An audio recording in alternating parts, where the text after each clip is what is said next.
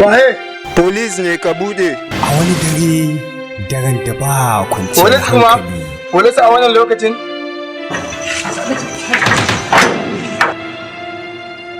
Fargaba, cin zarafi.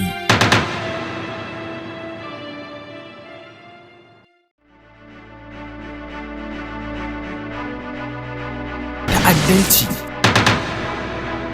tare da ɓad da sabo.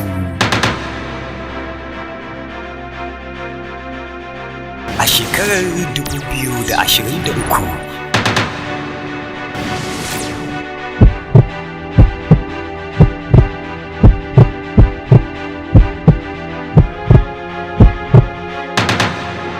Na kudin suke. Wallahi na gaya muku ban dawo da kuɗi ba, ban dawo da gwal ba, ban da komai a gidan nan da Allah.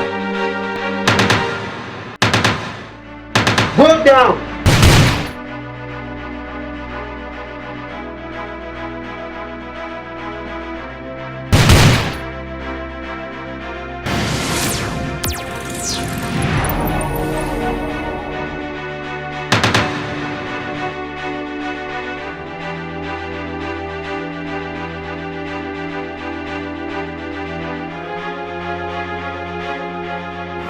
Abokan zamani.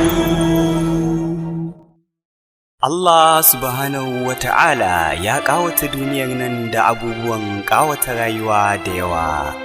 Sannan kowa da ra'ayinsa da abin da yake so, kuma arziki nufi ne na Allah. Ka so a soka shine so na gaskiya, in ji masana iya magana.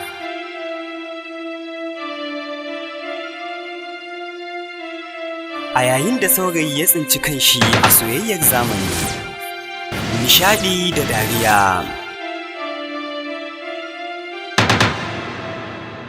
sabon kamfanin nan mai suna Sabin Film Production Lagos da ƙarfin sarkin sarakuna Allah mai iko su suka bugi kirji suka kawo muku labari mai ban mamaki, tausayi, cin amana, yaudara da soyayya mai ban sha'awa. Hausawa suka ce mace allura ce a cikin ruwa, mai rabo ka ɗauka. Amma masana soyayya sun ce idan ka iya wanke allonka, shan ruwan ba zai yi wahala ba. To, ga abokanai biyu, me zai faru? Ku kalla a cikin shirin Abokan Zamani. Karki damu, idan akwai sunan da ya wuce babban yarinya zan baki, domin kin dace. Daga ina kake? Sannan me sunanka? Sunana Umar Ibrahim, wanda aka fi sani da Razi. Kana cewa na yi dacen mata, kar ka dage ka yi aure kai ma. Kana zaune za ka ga 'ya'yanmu sun taso, kuna wasa tare. Abokina kenan, ba wai kyau ɗin ba, a samu hali mai kyau, kar a samu kyan ɗan maciji. Kasan mata yanzu sai mai addini. Allah ya ƙara ƙarewa. To, Mustapha, sai kwana shi fita. Domin na ga bai saba da ƙasar nan tamu ba. Abokan Zamani.